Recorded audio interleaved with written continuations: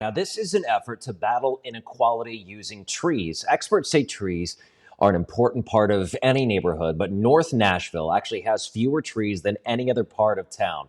News Channel 5's Eric Hilt shows us why one group says this week was the perfect time to try and fix that problem. We've always been known for social justice. For decades, Fisk University has been the center of Nashville's social justice movements. Ida Wells, John Lewis, W.B. Du Bois, all of those folks came out of this university. But on this Martin Luther King Jr. Day, the campus's focus was on environmental justice. Well, we're here planting trees at Fisk University. With shovels in hand, dozens of volunteers spent the holiday planting trees around the university. The 55 new saplings are part of an effort to correct years of environmental inequality. When you look at the city is a beautiful city with trees everywhere, but this area is almost like a desert.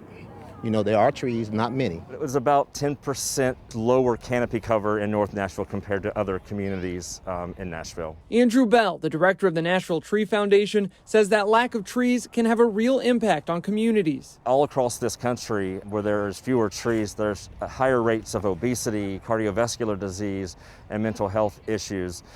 And you really can lay a map over an urban area, and where you have low canopy cover corresponds directly to these poor health conditions. That's why the Nashville Tree Foundation has spent the last several months planting hundreds of trees around North Nashville. And that initiative included planting over 300 trees in North Nashville, distributing an additional 300 that people took home to plant themselves. So we're celebrating the completion and the accomplishments of that initiative. An initiative that was capped off with today's tree planting event, one that Fisk leaders say continues the legacy of the university's civil rights pioneers. They were dedicated not just for social justice for people, but they wanted to make sure that communities had the same kind of equality.